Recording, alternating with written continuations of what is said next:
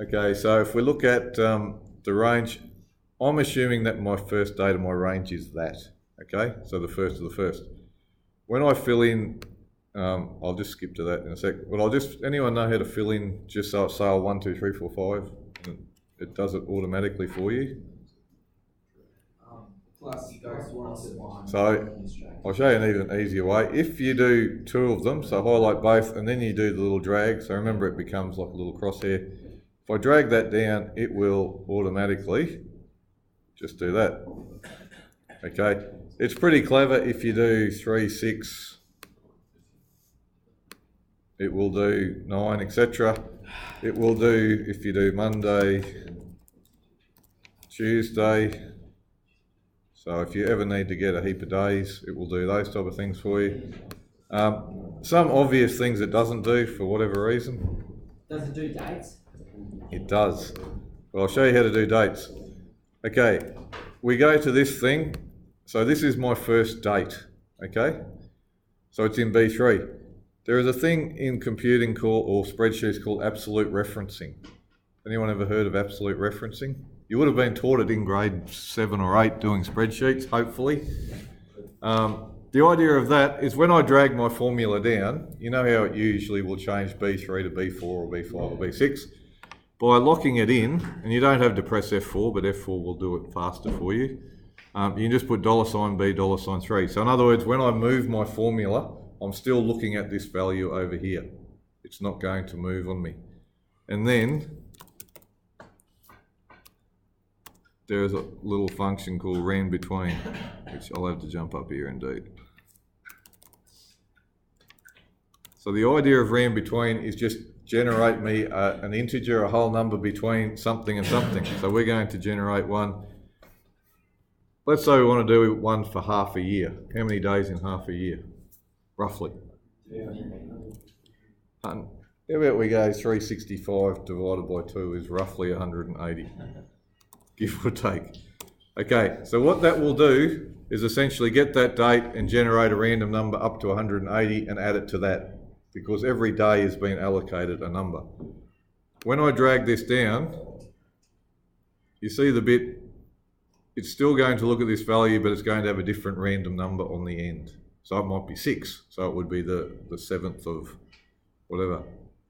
By doing that, I can very quickly generate however many random dates.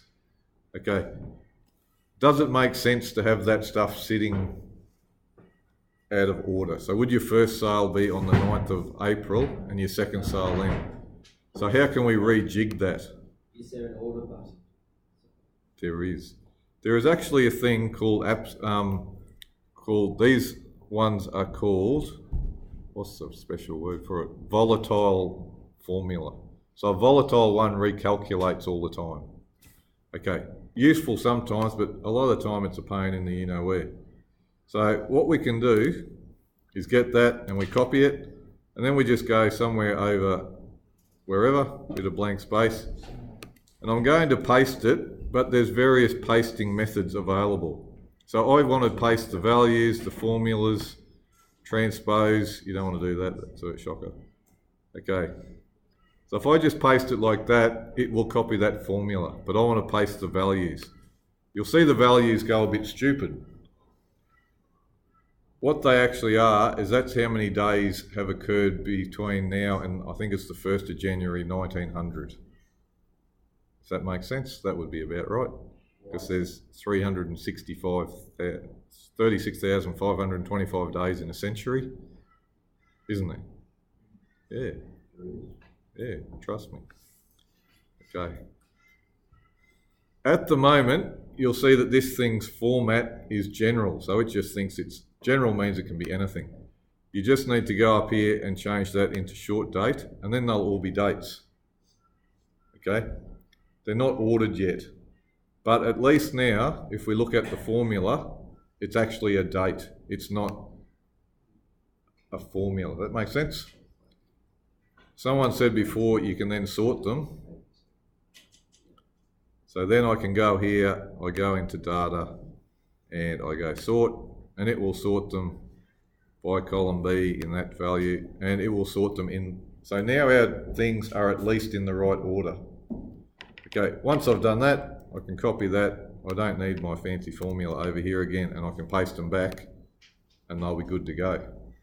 At the end of the day, what happens is we'll do this and we'll grab all of that and just go and paste it straight into Access. So it's in the format we like. Excel is just much nicer to auto-generate stuff.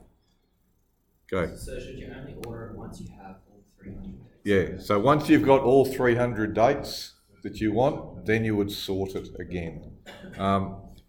If you do 300 over, say, a 3-month period, you'll average, 300 divided by 90 is roughly 3.5. So you'll have roughly 3.5 sales a day, which is more accurate than, some people go a bit ballistic. I saw one once that had about 8,000 sales or something, and then had about 25,000 in the other column. At the end of the day, that was great, but if you can get it to work for 300 sales and 1,000 things, it's exactly the same. Okay, once that is done, we don't really need that anymore, but seeing we may need it, I'll leave it there. How can I randomly generate a number between 1 and 10 for my customer? So our mate ran between, okay,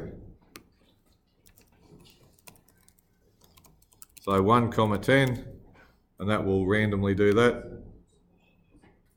Okay, next one, how do I randomly do this one? Okay, so that's why it's useful to actually use ran between. You'll see how they change all the time, because they're volatile. Okay, if I go and jump over here and just put the letter A, you watch those numbers in the F and G column, they'll twitch. I delete that, they twitch.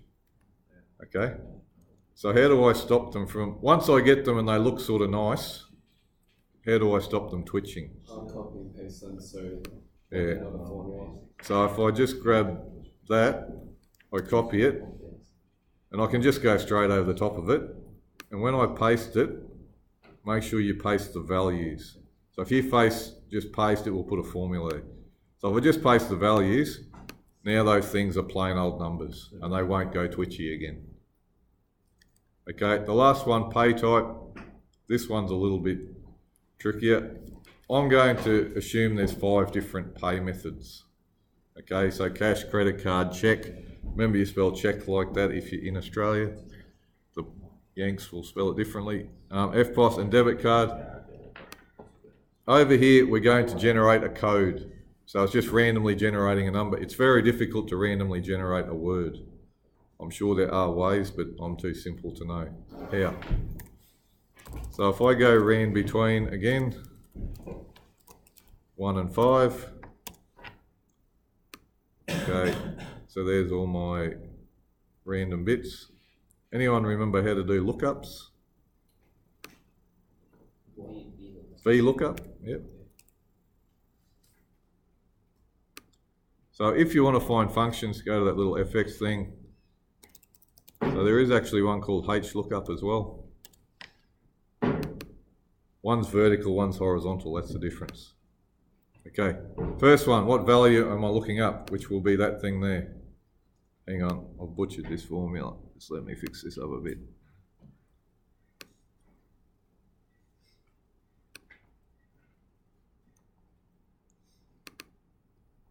Okay, my value I'm looking up is that. So essentially what it does is say it was a 5, so which one is the 5, and it returns that, so it'll say debit card in the thing. So the table array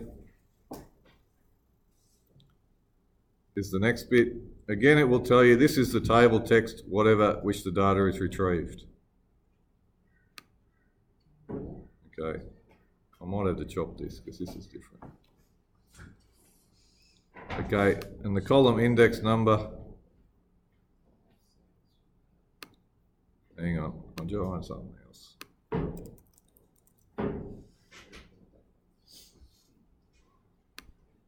Okay, apologies for that bit. Okay, we're just doing plain lookup, it's much easier. Okay, so the lookup value is the 5. The lookup vector is where I compare it with. So where is my list of 1, 2, 3, 4, 5s, which is that stuff, and I lock it in. So I press F4. when I drag it down, I want my first thing, my L4 or my I4 to become I5, I6, I7. Okay, the result vector is what's actually going to be displayed. And again, I lock that in, so I press F4. So when I drag my formula, my little target out in the K and L column there, they don't move, but the other ones do. Okay, so it will say 3 is a check, and as we drag it down, you'll see the others. Again, these are all going to be twitchy because this thing over here is twitchy or volatile. So if I change that, it will change all of those. The last bit you would do is you grab that, you copy it, and then you just paste it over the top. But again, paste the values, not the formula. And now they will stay locked in as whatever they are. So now your data there is ready to rip, and you can just paste that straight into Access. Okay, I'll just stop my little mate here.